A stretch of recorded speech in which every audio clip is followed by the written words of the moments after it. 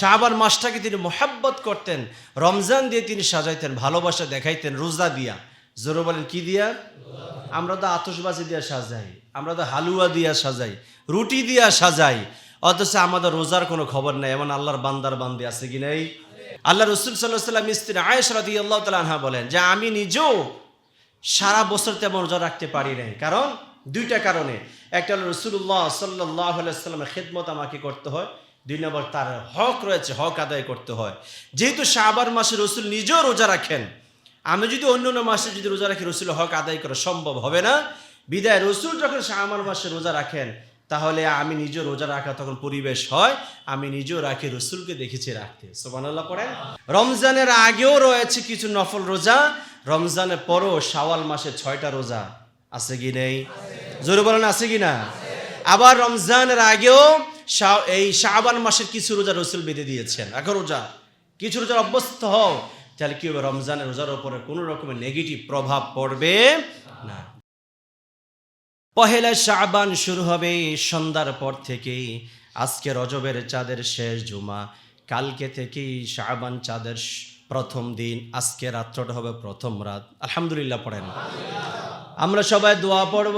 আল্লাহ রসুল দোয়া পড়তেন যখনই রজব আর শাবানের চাঁদ উদিত হতো, তিনি দোয়া পড়তেন আল্লাহুম্মা বারিক লানা ফি রজব ওয়া শাবান ওয়া বাল্লিগনা রমাদান। আল্লাহ রজব আর শাবানে বরকত দিন, হায়াতকে রমজান পর্যন্ত বাড়ায়া দিন। আমিন পড়েন সবাই, আর জোরে বলেন আমিন।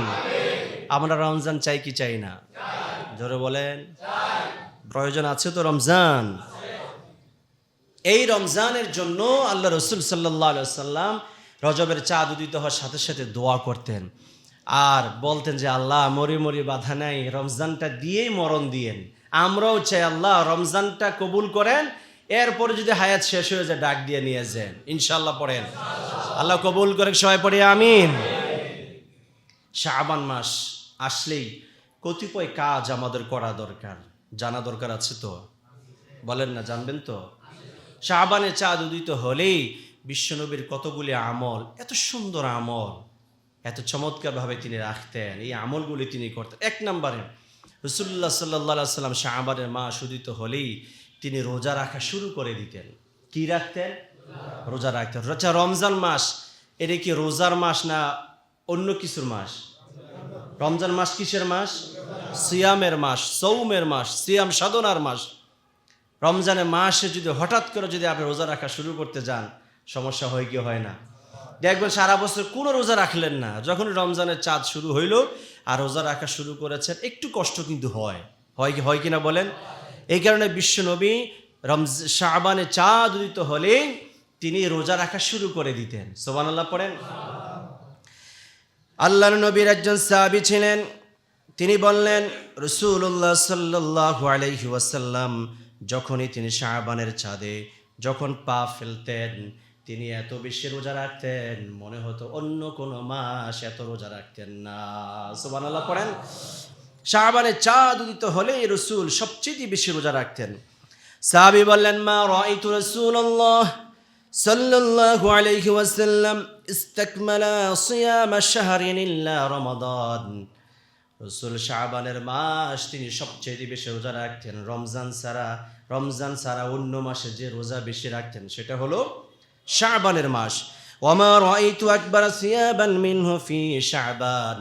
এত বেশি রোজা রাখতেন না যত বেশি রোজা রমজানের পরে তিনি শাবান মাসে রাখতেন। সুবহানাল্লাহ পড়েন। তাহলে শাবানের মাস প্রকারান্তরে এটা হলো একটা রোজার মাস। কিসের মাস? রোজার মাস। তারপর রাসূলের স্ত্রী আয়েশা বলেন কানা হাব্বুশ শুহুরি ইলা রাসূলিল্লাহ সাল্লাল্লাহু আলাইহি ওয়াসাল্লাম আইয়াসুমা শাবান। আমি আমার হায়াতে যতদিন আমি আমার স্বামীর জীবনে রাসূলের জীবনে ছিলাম, শাবান মাস আসলে আমি রাসূলকে সবচেয়ে বেশি রোজা রাখতে দেখেছি। সুবহানাল্লাহ পড়েন। মনে হচ্ছে রাসূল শাবান মাসকে ভালোবাসতেন, রোজার জন্যই তিনি ভালোবাসতেন। আল্লাহু আকবার বলেন। শাবান মাসটাকে তিনি মোহাব্বত করতেন, রমজান দিয়ে তিনি সাজাইতেন, ভালোবাসা দেখাইতেন রোজা দিয়া। জোরে বলেন কি দিয়া? আমরা তো আতশবাজি দিয়া সাজাই, আমরা তো হালুয়া দিয়া সাজাই, রুটি দিয়া সাজাই, অথচ আমাদের রোজার কোনো খবর নেই। এমন আল্লাহর বান্দার বান্দি আছে কি নেই? রমজান মাস ছাড়া অন্য কোনো মাসে রোজা রাখে না এমনও কিছু মানুষ কিন্তু আছে না? বিশ্ব নবীর একজন সাহাবী ছিলেন, যে সাহাবী উসামা বিন যায়েদ রাদিয়াল্লাহু তাআলা আনহু, তিনি বলেন যে আমি রাসূলুল্লাহ সাল্লাল্লাহু আলাইহি ওয়াসাল্লামকে বললেন, ইয়া রাসূলুল্লাহ লাম আরাকা তাসুমু মিন শাহরি মিন শুহুর মা তাসুমু মিন শাবান। আমি শাবান ছাড়া অন্য মাস, সামনে রে রমজান ছাড়া শাবান মাস ব্যতীত অন্য কোনো মাসে এত বেশি আমি আপনাকে রোজা রাখতে দেখি না। তার কি কারণ, হিকমত কি হুজুর?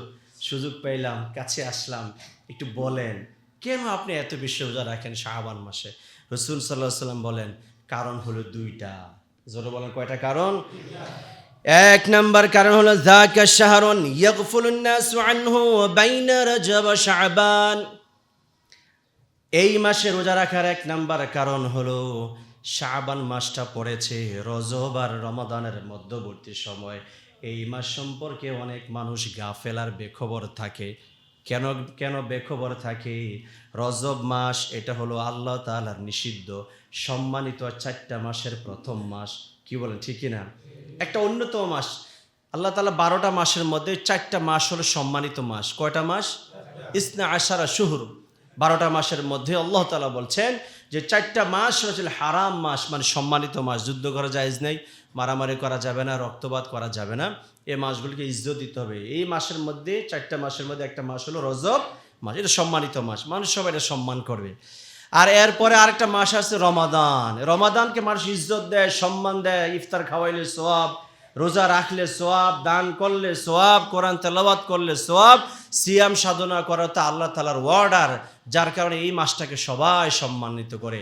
এই 2টা মাসের মাঝে শাবান মাসটা পড়ার কারণে এটারই তেমন কেউ মূল্য দেয় না, গুরুত্ব দেয় না। মেম্বার সাহেব দেখলে আসসালামু আলাইকুম, চেয়ারম্যান সাহেব দেখলে আসসালামু আলাইকুম, আসসালামু আলাইকুম, কি বলে কিনা? আর একজন রিক্সার ড্রাইভারের যদি সামনে পড়ে আর একটু সালাম দেন, কন্যা সালাম দেয় নাকি? দিতে চায় না, কারণ হ্যার কোনো ইজ্জত সম্মান নাই। ইসলাম ওই জায়গাটার ভিতরে গুরুত্ব দিয়েছেন। কি দিয়েছেন? যে একজন দিন মুজোর, যিনি কর্মঠ, যিনি পরিশ্রম করে, তার রুটি রুজিটা আল্লাহ তাআলার কাছে এত বেশি দামি। কাসবুল হালাল ফরিদাতুম বা'দাল ফরিদা। সে এই যে হালাল ভাবে যে রুটি রুজি যে কামাই করলো, তার রিজিক যদি কমও হয়, ইবাদত বন্দেগী যদি সে ঠিকমতো করতে পারে, একজন ধনাঢ্য লোকের আগে ওই লোকটি জান্নাতে চলে যাবে। শাবান আর রমাদানের মাঝে, রজব আর রমাদানের মাঝে শাবান মাস, এটা মাঝখানে পড়েছে, কেউ কোনো মূল্য দেয় না। রাসূল বলেছেন এই কারণে এই মাসকে ইজ্জত দেওয়ার জন্য, কদর দেওয়ার জন্য আমি নবী শাবান মাসে বেশি রোজা রাখি। সুবহানাল্লাহ পড়েন। 1 নাম্বার কারণ। আর 2 নাম্বার কারণ হলো রাসূলুল্লাহ সাল্লাল্লাহু আলাইহি ওয়াসাল্লাম বলেন, হুয়া শাহরুন, এটা এমন একটি মাস, তুরফাউ ফীহিল আমালু ইলা রাব্বিল আলামিন। এটা হলো এমন একটা মাস, যেই মাসে আল্লাহ তাআলা বান্দার আমলগুলিকে, রব্বুল আলামিন আল্লাহর কাছে তিনি নিজে এগুলি উত্থিত করেন, বান্দার সমস্ত আমল তার কাছে নিয়ে যান। সুবহানাল্লাহ পড়েন। ফাউহিব্বু আইয়ুরফা আমালি ওয়া আনা সাইমুন।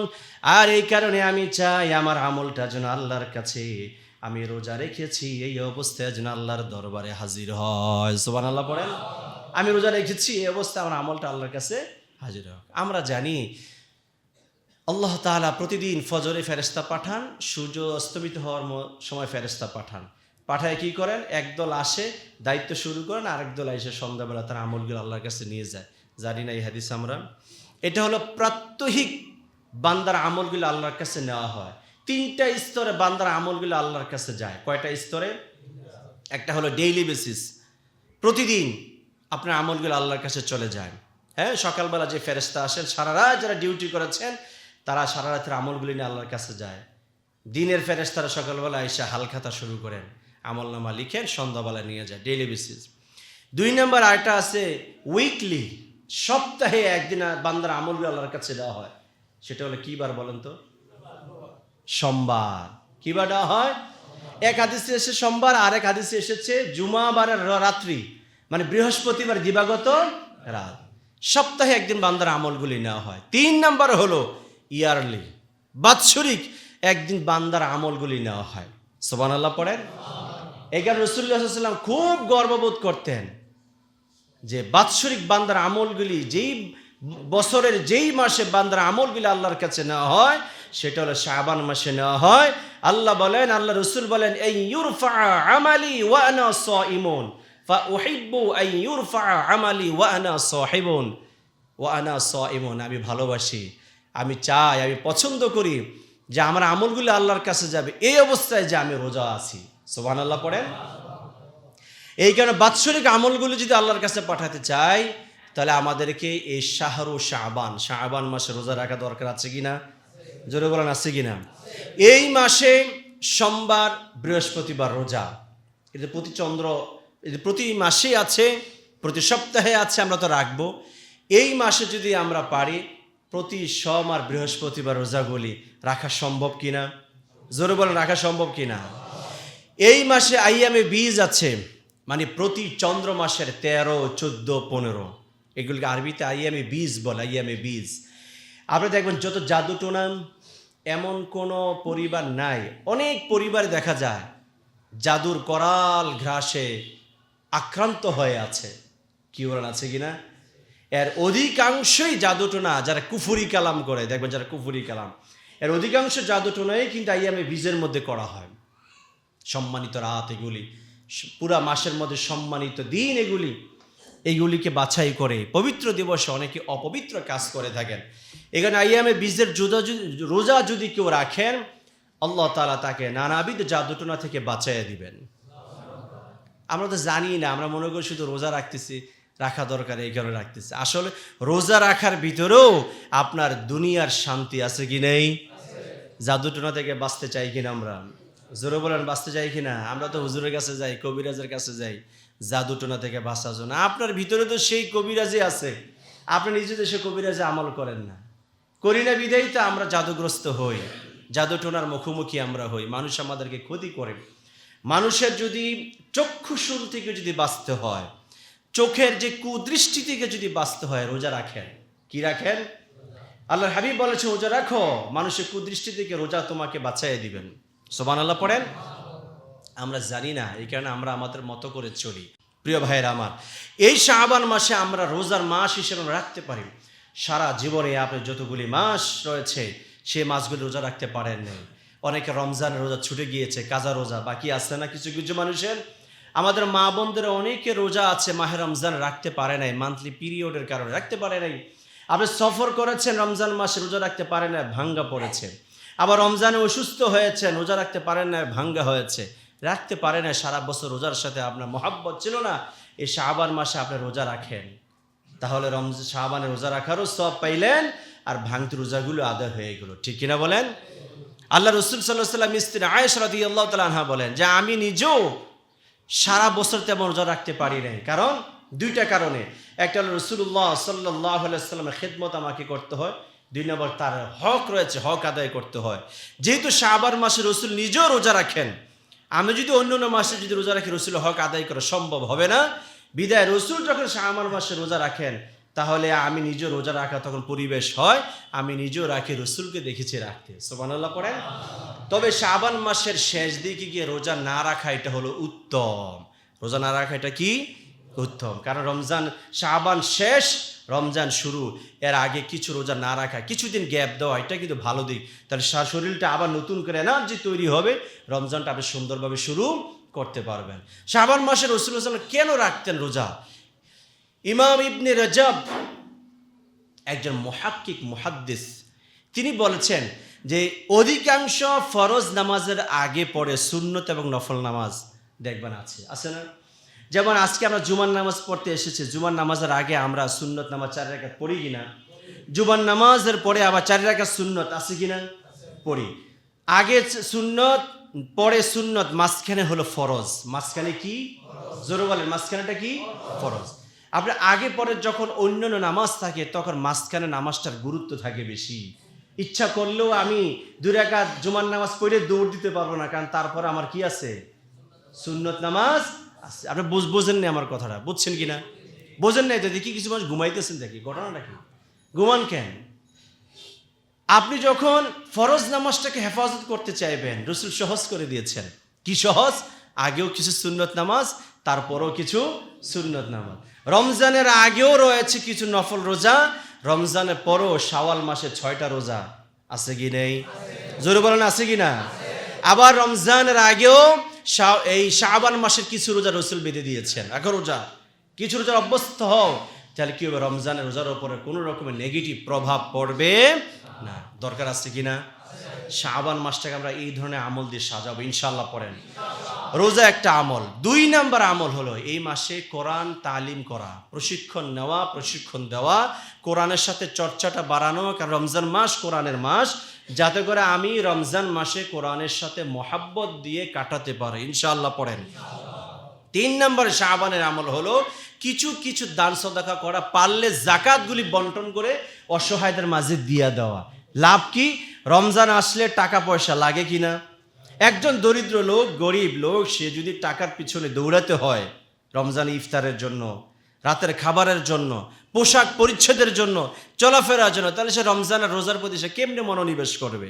এখানে আল্লাহ হাবিব বলে দিয়েছেন, শাবানের চাঁদ উদিত হলেই তিনি খুতবা দিতে বলতেন, তোমরা জাকাতগুলি হিসাব নিকাশ করে কি অংশ তোমরা অসহায় গরিবদের মাঝে, মুস্তাহিক লোকদের মাঝে তোমরা বন্টন করে দাও, তাহলে কি হবে?